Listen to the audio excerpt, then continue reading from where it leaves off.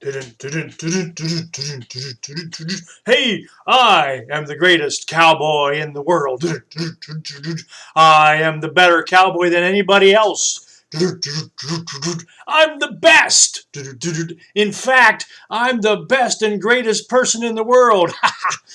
And maybe even in all of history. Oh, hey, what would you tell me if I rode into your town saying these things? That I was the greatest cowboy in the world, that I am better than anyone else, I am the best. What would you tell me? Well, you might say, get off your high horse, Milt. Ha ha! Get off your high horse? Well, what does that mean? Well, to get off your high horse means that you're telling someone to stop acting as if they were better than other people, to stop being so arrogant or haughty, and to become humble, less haughty. We could say this about Sam.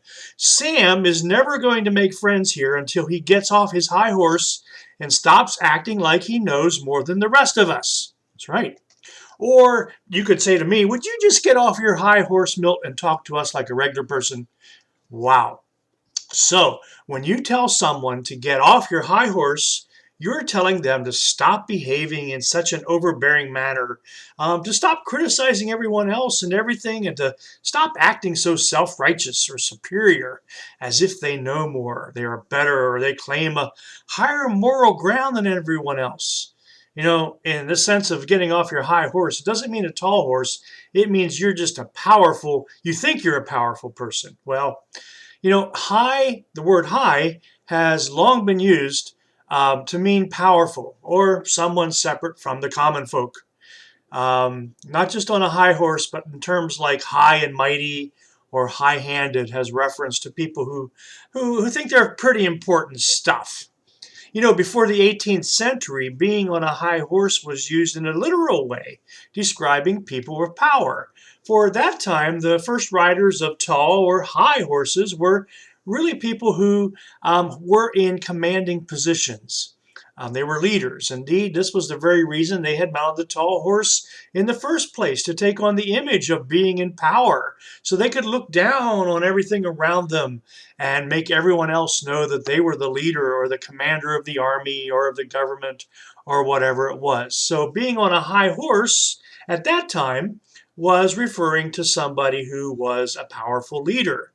Well, by the 18th century, that imagery was beginning to disappear, and the expression mounting one's high horse sort of went from a literal to a figurative usage. And as people began to look at people in power with less deference and not so worshipful, they began to mock high and mighty people as being on their high horse when they became feeling superior or sort of rejecting the common folk.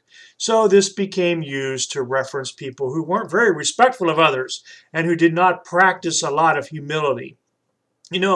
As followers of Jesus, we tend to honor humility, and we try to practice it as Jesus did, because Jesus gave us some very great examples of what it would mean to be humble, to think more of others, and not always to put yourself up on a high horse.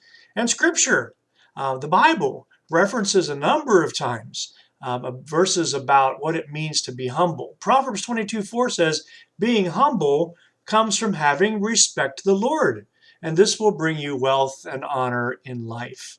Not so much being in power, but being in humble could be the best thing, being humble. Proverbs 11:2 says, when pride comes, shame follows, but wisdom comes to those who are not proud. James 4:10, James writes and says, be humble in front of the Lord, and he will lift you up. Humble yourself in the sight of the Lord, and he will lift you up. Micah 6:8 is a verse that many people know and try to practice. The Lord has shown you what is good. He has told you what he requires of you. You must act with justice. You must show love and mercy. And you must be humble as you live in the sight of your God. 1 Peter 5:6, Peter says, so make yourselves humble. Put yourselves under God's mighty hand, and then he will honor you at the right time.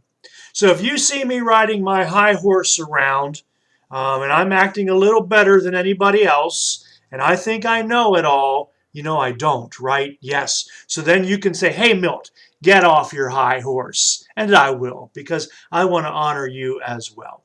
So today, I wish for you a day that's filled with treating people with humility and respect, having a day filled with joy, and a day filled with peace.